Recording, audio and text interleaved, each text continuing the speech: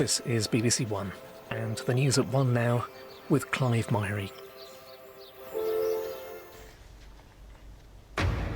At 1, a man is arrested after a 13-year-old boy dies and 4 others are injured, attacked with a sword. Witnesses heard screams in a residential area of Hainault in northeast London early this morning.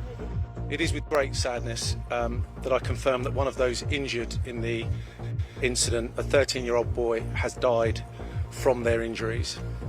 Taken to hospital after being stabbed and sadly died a short while after. Our other main story is the return of King Charles to major public duties, visiting a cancer treatment centre. The BBC discovers staff who abused children in so-called calming rooms at a special school in northeast London were not sacked. It was a cell, but the only crime David has is special needs. We're on board a Philippine Coast Guard ship in the South China Sea, confronted by the Chinese. This Coast Guard ship has come so close now, there's only perhaps 40 or 50 metres between us. This is a very aggressive tactic. And 30 years after Riverdance stole the show at Eurovision, we catch up with Michael Flatley.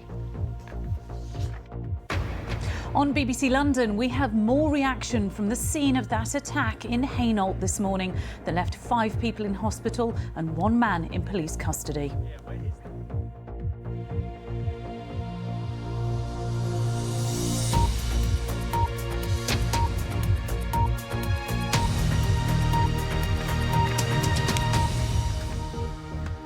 Hello there. In the last few minutes, police have confirmed that a 13-year-old boy has died and 4 others have been injured after a sword attack in East London. Police had been called to reports of a vehicle being driven into a house in Hainault. A 36-year-old man is in custody, and the attacks are not thought to be terror-related. 2 of the injured are police officers. Francis Reid has the very latest. First thing this morning, and a man armed with a sword crouches outside a house in London.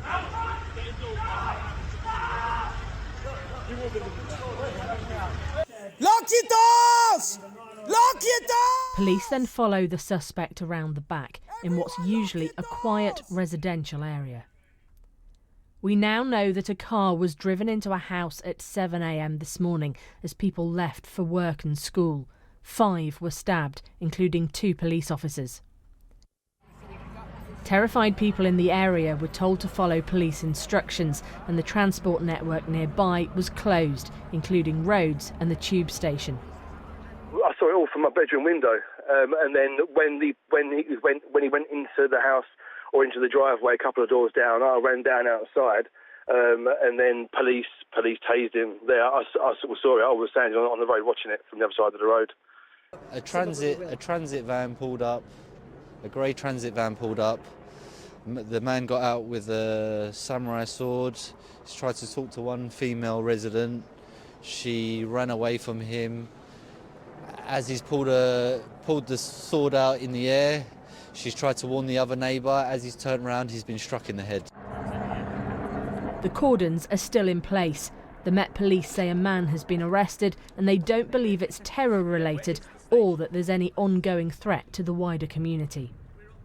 It is with great sadness that I confirm that one of those injured in the incident, a 13-year-old boy, has died from their injuries.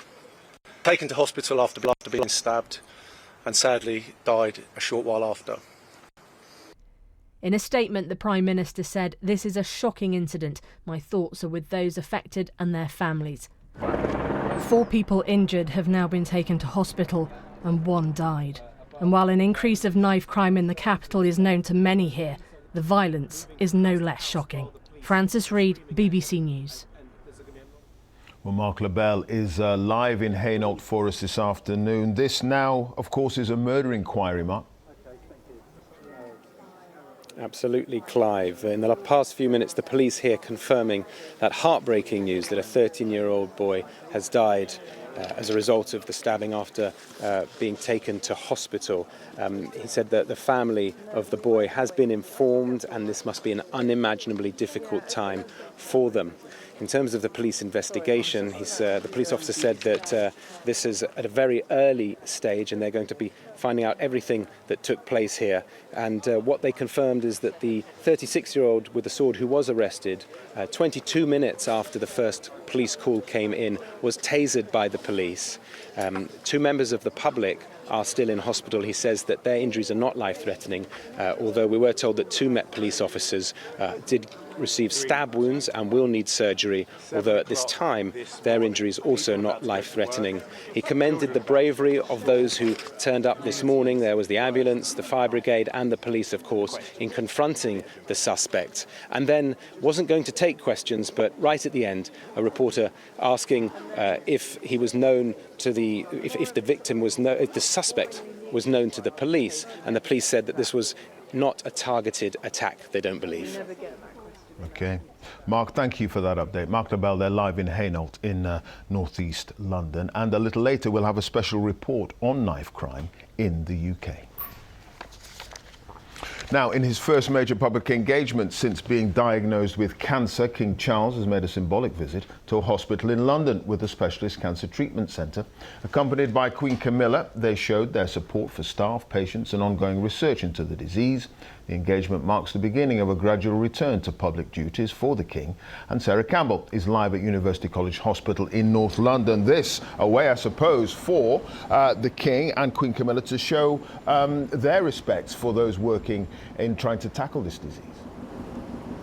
Yeah, you're absolutely right. I mean, it's a sight we haven't seen for a long time now, both the King and the Queen out and about on a major public engagement. And there was a real sense of warmth and appreciation. Some of the staff had lined up at the entrance there and he was given a round of applause as he went in. And I think the difference here maybe today is that there's a real personal sense as well, because in reality the King knows what many of the patients he met are going through. Let's look at some of the pictures that were taken inside during that visit, and some of them do contain some flashing images. One patient that he spoke to said, "I really appreciate what you're doing. We all have to stick together." The King spoke to another and said that he was undergoing more treatment this afternoon. So again, that sense of the personal.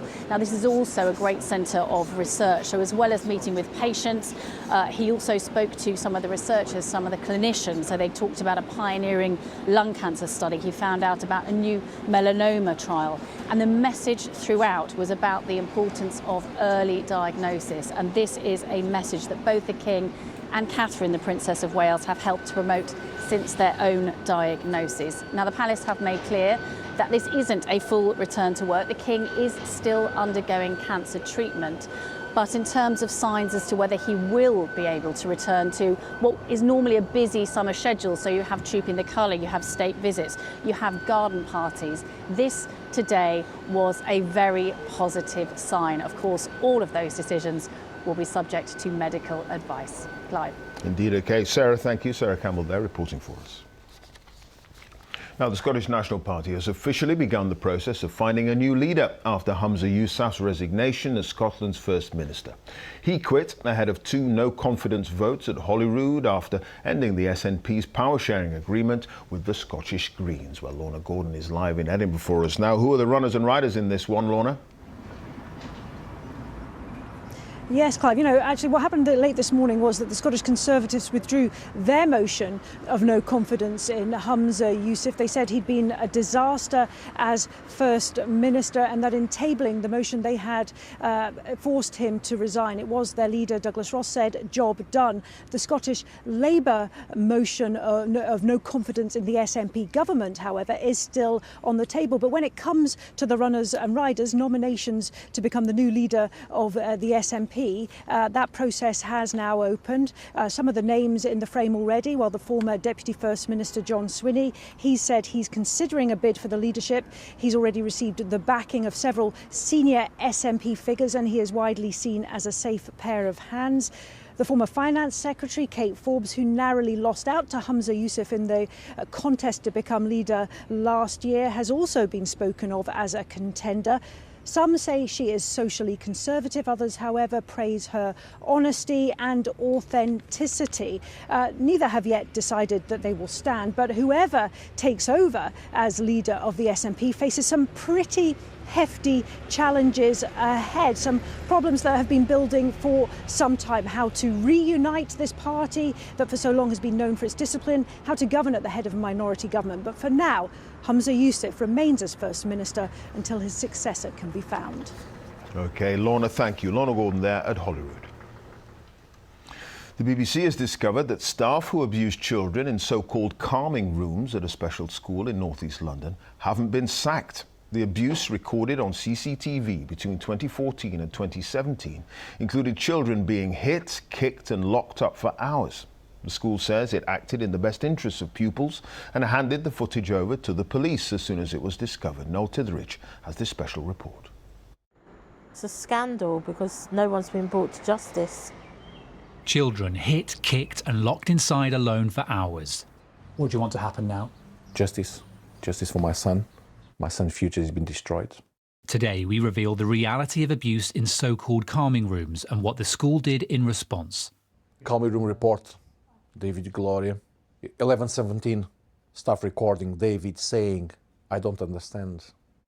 Ricardo says his son was regularly placed in seclusion at Whitefield. In this report, he was observed for 3 hours.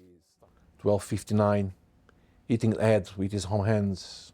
13:13, urinating on the floor, crying.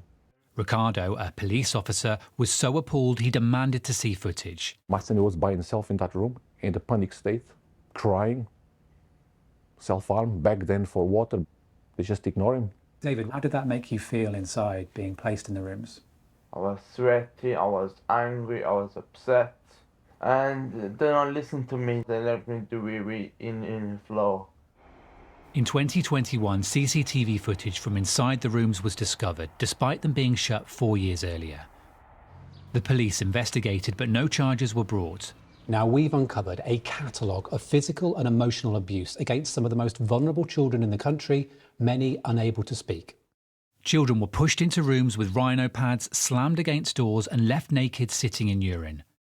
We've learned that one boy, Ashley, was sectioned 3 years after leaving the school. You would associate these practices with putting an animal in the cupboard, not a human being. We've discovered that Ashley was pinned up against a wall and hit with such force his body was described as jolting, aged just 12. We've been let down and we're left in the dark. We don't know all the details about what Ashley's been through. We should be given that by right. We can also reveal that the school's own investigations proved that 6 members of staff had abused its pupils, but none were sacked. It's also judged that a staff member should be referred to the barring service, but this wasn't done and they continue to teach pupils today. It just is totally unacceptable. The child here clearly must have felt punished and imprisoned. We took our findings to the Children's Commissioner. I'm shocked and horrified. There is no place for that in this country and it needs to be stopped immediately. Action really needs to be taken in situations like this. So I'd be very shocked to see any member of staff who'd had that proved, those kinds of allegations proved against them working with children. The school told us its new leadership immediately shared the footage with the police when it was discovered. It said 3 staff members who continue to work there had received extensive training. It added that it was not legally obliged to make DBS referrals because they were not withdrawn from their roles, only suspended. The BBC has spoken to 9 of the 39 families involved. They told us they've been misled about the use of isolation and repeatedly denied access to the footage. Common room, it was a cell, but the only crime David has is special needs. Noel Titheridge, BBC News. Benjamin Netanyahu says Israel will carry out an operation in Rafah regardless of whether a ceasefire deal is reached with Hamas in Gaza. He made the comments during a meeting with the families of hostages where he reiterated that Israel would eliminate Hamas and achieve total victory. Here, the government says transgender women should not be put on single-sex female-only NHS wards. The proposals will stress the importance of biological sex for the first time. These are part of a raft of changes to the NHS constitution in England known as the Charter of Rights for Patients. Well, Nick Triggle is here, so how significant are these proposals? Well, the NHS constitution essentially sets out what patients can expect from the NHS. It includes things such as how long they should wait for treatment, and so a number of changes are being proposed, and these are all subject to consultation that stress the importance, as you say, of biological sex. Patients are to get the right to ask for intimate care to be provided by someone of the same biological sex. And it's been stressed that the right to single-sex accommodation means not sharing hospital wards or bathroom facilities with someone from the opposite biological sex, and that could result in transgender patients being put in single rooms where they're available and where it's appropriate. Now, ministers say it's important to safeguard these rights and that the NHS safeguards these rights, but Labour has pointed out that the right to single-sex accommodation is already being breached thousands of times a year because the NHS simply doesn't have enough beds or staff. And another significant change embeds the right to ask for a second opinion if a patient's health is deteriorating. This is known as Martha's Law, and it's named after a 13-year-old who was admitted to hospital after a bike accident and died after developing sepsis. Sure. OK, Nick, thank you. Nick Triggle there, a health correspondent. Water-based sports across the UK are calling on the government to address pollution in rivers, lakes and coastal waters. They want compulsory monitoring of all sewage outlets to protect swimmers, canoeists and others. Here's Dan Rowan. Pupils at Greenbank Primary in Rochdale enjoying their weekly session on the water. The school offers sailing courses at a local reservoir, and for the kids it's one of their favourite lessons of the week. How does it feel out on the water? Well, sometimes when it's windy it goes really fast, so you get a bit scared, but other than that it's quite fun. It's very cool. Is it a good thing to do? Yeah. Definitely. Yeah, because it's still a sport, so you still get exercise. The water quality here at Hollingworth Lake is good, but the same cannot be said elsewhere. Amid mounting concern over the threat of illness due to pollution, 7 national governing bodies of water-based sports, including sailing, swimming, paddleboarding, kayaking, rowing and angling, have now formed an alliance to demand clean, open water across the UK on behalf of a combined 450,000 members. They're worried about if their children are going to get sick, if they're going to get sick. Our athletes are concerned when they go out training, are they going to get poorly doing the thing that they love? So yeah, we're hearing it every day now. There's a lot of rivers that are under real threat from sewage discharge, and that puts our members and our community under direct health threat. We're calling for the ability for regulators to monitor, the ability for regulators to hold polluters to account. There needs to set a precedent so that it's not OK for our waters to become polluted and remain so, because these are precious places for all people to enjoy.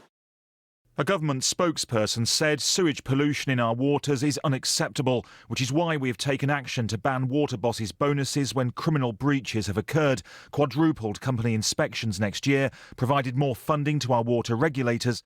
Meanwhile, industry group Water UK said sewage spill levels remained unacceptable, but water companies in England had proposed £10 billion to reduce them by nearly 40% by 2030. Many will hope that this unprecedented coming together by water-based sports helps to ensure that places like this are protected for generations to come. But it's not just here at the grassroots of sport that there are concerns about water pollution. Last month's boat race was overshadowed by concerns over sewage levels in the Thames, with high levels of E. coli detected. And at this summer's Paris Olympics, organisers may have to postpone or even cancel the swimming leg of the triathlon if pollution levels in the River Seine don't improve. A host of sports now adding their voices to those calling for change. Dan Rowan, BBC News. We're on the front line in the disputed waters of the South China Sea now as a Philippine ship is hit by Chinese water cannon, damaging the vessel. China claims much of the South China Sea as its own. Our correspondent Jonathan Head was on board the Philippine ship in an area known as the Scarborough Shoal when it was targeted. Get inside, get inside, get inside, get inside, faster! Faster! This is how China defends its claim to the entire South China Sea. Water cannon raking the deck of a Filipino Coast Guard ship, soaking everyone. We were just off Scarborough Shoal, a coral reef that's claimed by both countries, but much closer to the Philippines. This Coast Guard ship has already attacked our ship once. Its water cannon and blasted the decks. As you can see, it's spraying water in the air. That's a threat. It's very likely it's going to come back and hit us again.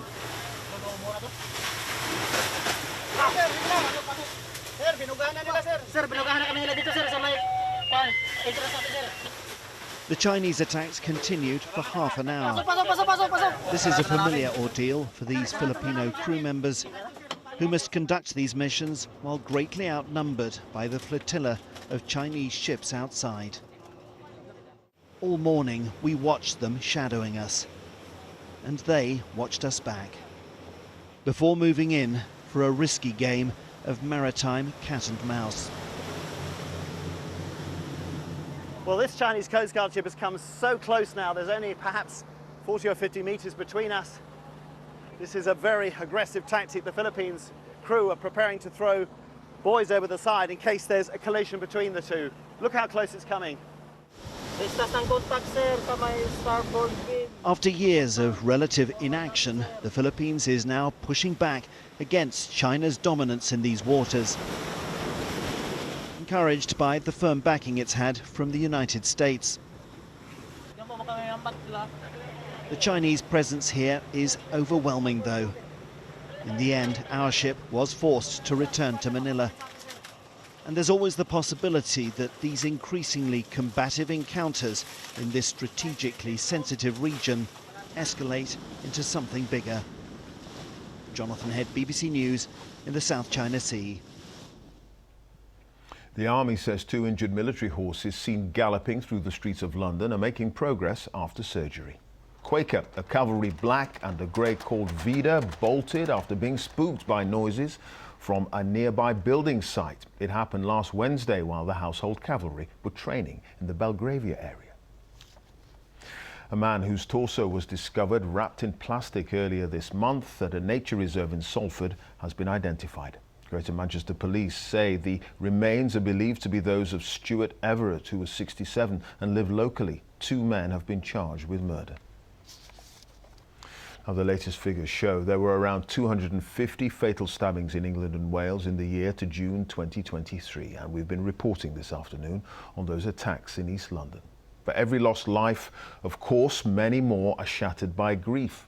As part of a special BBC investigation into the wider effects of knife crime, Dan Johnson has been to meet the mother of Mikey Roynan, who was just 16 when he was stabbed to death last summer. You may find some of the details distressing. Look how big it is. Yeah. Oh my God. He was a live wire. He loved school. And you got up in assembly, didn't you? He had loads of friends. Love you too. Love you. Wait, love you. This is the story of a young life lost to knife crime at just 16. One thing that's really hard is that I'll never ever be called mum again. 10th of June last summer, and teenagers are heading to a birthday party in Bath that's been advertised on Snapchat.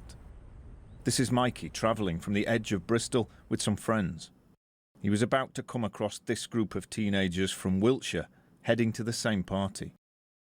I knew Mikey since probably say about 12, 13. This friend of Mikey's was with him.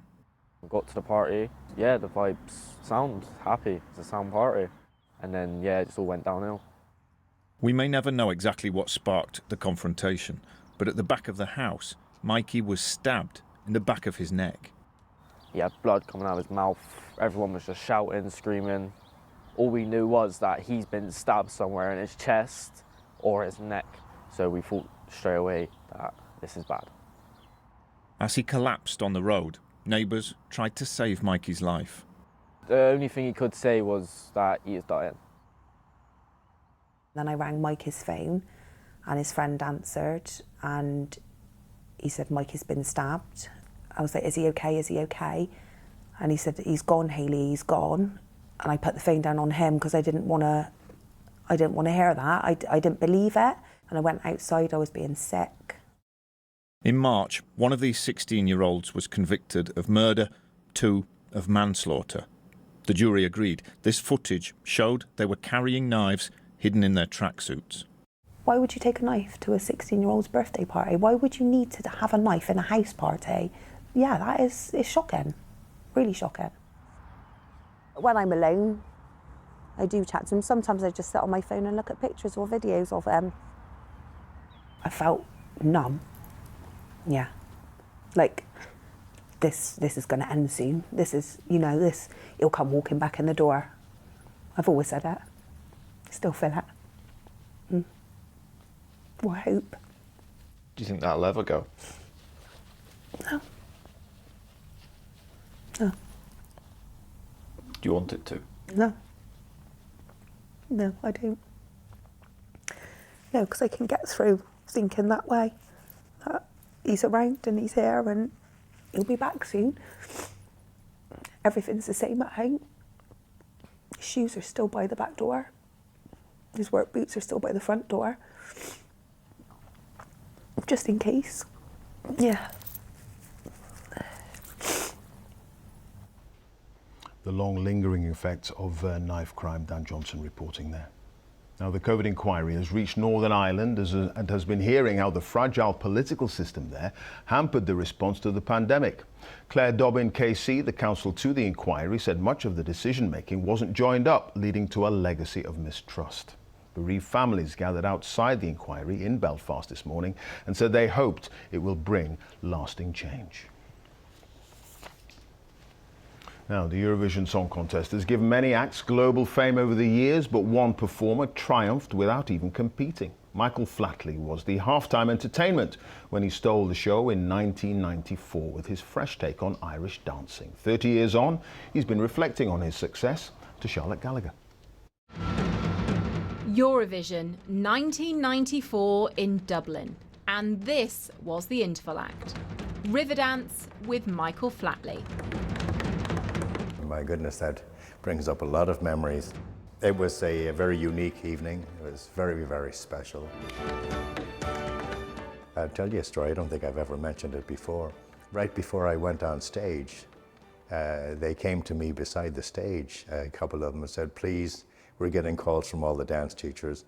Please don't wave your arms around. You're going to make us look ridiculous in front of the world and we'll be very embarrassed. So can we just ask you this time, whatever happens, keep your arms down? And I said no. Irish dancing quickly became a global sensation and fans filled arenas. And that impact going right across the world. How cool is that? So we nailed it. My dream for 35 years, I was working in construction sites and digging foundations and in Chicago in those freezing cold winters, but I was creating those steps in my dance style in my mind that whole time. That's what got me through the hard labours. Michael set up his own show, Lord of the Dance. But growing up and wanting to be an Irish dancer in the late 1960s wasn't easy. I got bullied at school terribly, so I know what young lads go through, and it's trying. It's mentally difficult, it's stressful to have to walk into school and hope somebody doesn't say something negative toward you. And it's fair to say that Irish dancing has changed a lot over the decades.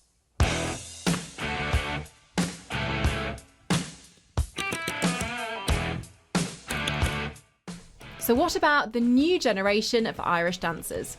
We took Michael to meet a group of students in Castleknock, County Dublin.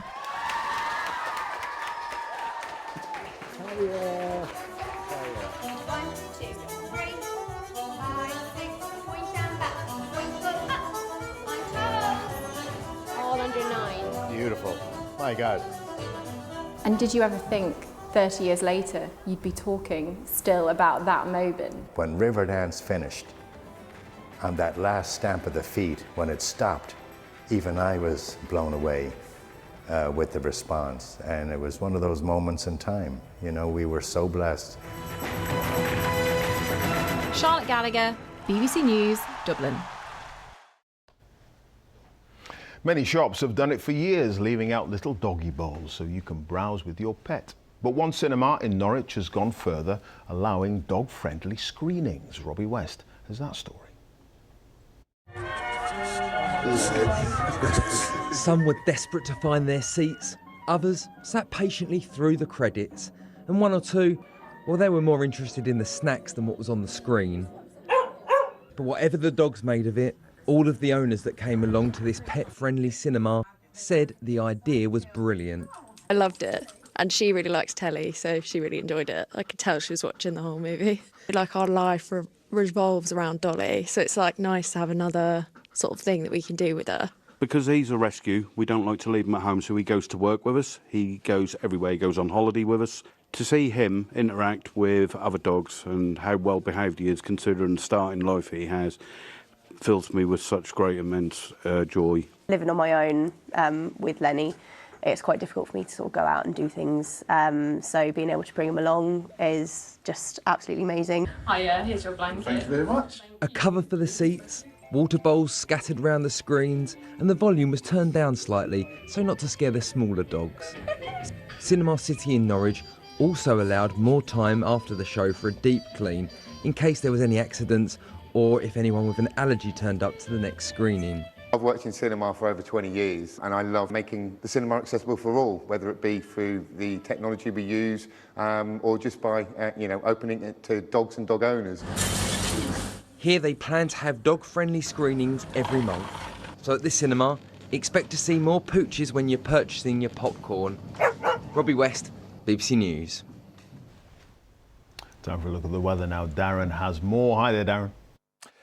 Hello, Clive. It could be raining cats and dogs later this week, but today the best of the weather is across the eastern side of the UK in the sunshine, and the southerly wind is pushing the warmer air further north. So it's a warmer day today in the Midlands and northern England and parts of Scotland where we could reach 16 or 17 degrees. It is a bit cooler out to the west once again because here, well, we're continuing to see more in the way of cloud. That's bringing some further outbreaks of rain, particularly across Wales and the southwest of England. We may get some sunshine after the rain in Northern Ireland. Still some rain for western Scotland. Chance of 1 or 2 light showers this afternoon in the far southeast of England. But after dark, things will change because the rain eases away from western areas and we see some outbreaks of rain pushing northwards across eastern parts of England. Some mist, low cloud and some fog maybe for eastern areas of Scotland. Quite a mild night tonight, and if anything, temperatures in the southeast will be higher than they were last night.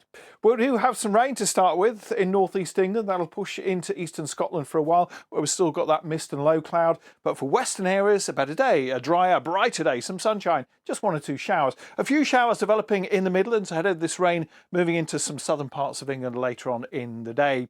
But for western areas of the UK, it's likely to be a bit warmer than today, particularly so for northwest England and western Scotland. Eastern Scotland and northeastern England, though, could be a little bit cooler. And after dark, we've got the risk, just for a short while, of some thunderstorms affecting southern England, the Midlands, perhaps into Wales, some maybe quite large hail and some gusty winds as well. That should be clearing away by Thursday morning. That weather front then is stuck across England and Wales on Thursday. And to the north of it, we've got a westerly wind. That's going to bring some warmer air in from the continent, but that warmer air is coming over the cold sea, and these are the sea temperatures, only 8-9 degrees in the North Sea. So at very best, it will feel cooler around some of those North Sea coasts, and there still could be some mist and low cloud on Thursday. Some sunshine away from these areas, though, across Scotland, northern England, perhaps Northern Ireland. To the south, though, we could see some further rain developing. That could turn heavy and thundery. But just to the north of that rain, in northwest England, the North Midlands and East Anglia, it's going to be very warm, and we could reach 20 degrees in western areas of Scotland. We've got some cooler weather continuing, though, on Friday in eastern Scotland. A few showers here, and more rain across England and Wales, maybe moving a bit further north, allowing some sunshine in the south, but some thunderstorms in northern England will drop the temperatures here. But again, we could reach 20 degrees in western Scotland. Clive. OK, Darren, thank you for that. That's it. Now, let's join our colleagues for all the news where you are. Have a great afternoon.